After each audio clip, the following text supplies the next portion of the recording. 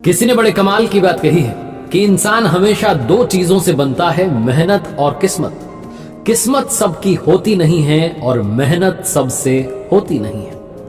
नमस्ते दोस्तों, मेरा नाम है आरजे कार्तिक। एक छोटी सी कहानी सुनाता हूं एक ऐसे इंसान की जो अपने जीवन में जो कर रहा था उससे बड़ा परेशान था। वो शिल्पकार था, पत्थर तोड़ने का, उनसे आकृतियां बनाने का, मूर्तियां बनाने का काम करता था, लेकिन परेशान हो गया था कि कब तक ये सब करूंगा। अपनी लाइफ में खुश नहीं था।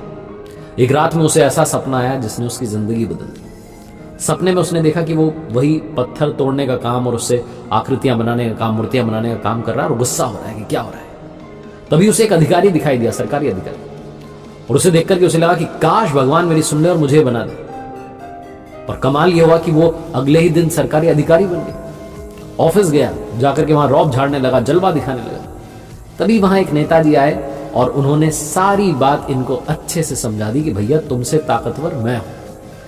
यह आदमी फिर से फ्रस्ट्रेटेड हुआ, फिर इसको लगा कि मैं क्या कर रहा हूं। इसने फिर से भगवान से कहा कि भगवान मुझे नेता बनाओ, उनकी ज्यादा चलती, उनके पास ज्यादा पावर। भगवान ने इसकी सुन ली और अगले दिन ये नेता बन गया। नेता बन गया तो जहां जा रहा था फूलों से, मालाओं से स्वागत हो रहा था। एक स्टेज पर पहुंचा, वहां जाकर के स्पीच देने लगा। सूर्य भगवान का ताप इतना ज्यादा था, तेज इतना ज्यादा था, गर्मी इतनी ज्यादा थी कि ये बेहोश होकर के गश खा के गिर पड़ा।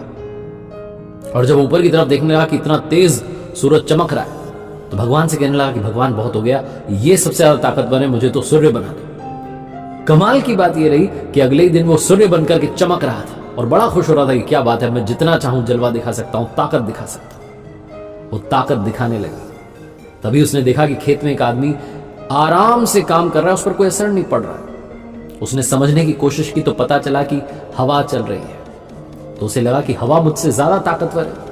हवा इतनी तेज चल रही है कि जितनी गर्मी मैं दे रहा हूं उतनी गर्मी पहुंच नहीं रही है, मेरी ताकत का अंदाजा नहीं लग पा रहा। भगवान से उसने प्रार्थना की कि मुझे आप वायु बना दो, हवा बना दो। कमाल हुआ कि अगले दिन वो हवा बन गया। हवा बन करके जो मर्जी आ रही है, जिस तरफ बहना है बहने लगा, बयार चलने लगी। लेकिन फिर उसने देखा कि एक जगह पर जाकर के अटक गया। एक बड़ा सा ऊंचा सा पहाड़ था जो उसे पार नहीं जाने दे रहा था। फिर इसे लगा कि ये पहाड़ ज्यादा ताकतवर है। भगवान से प्रार्थना की कि मुझे पहाड़ बना दो, ये ज्यादा ताकतवर है। कमाल ये हुआ कि अगले दिन ये इंसान पहाड़ बन गया और इसकी चोटी पर से मुस्कुराने लगा कि वाह, मैं सबसे बड़ा हूं, सबसे ताकतवर हूं। तभी थोड़ी देर बाद इसे दर्द महसूस होने लगा और इसने देखा तो नीचे एक इंसान उस पहाड़ को तोड़ रहा था, पत्थर को तोड़ रहा था। इसे दर्द महसूस हो रहा था। इसे समझ में आया कि सबसे ताकतवर तो वो शिल्पकार है जो पत्थर तोड़ रहा है। और अचानक इसकी नींद खुल गई।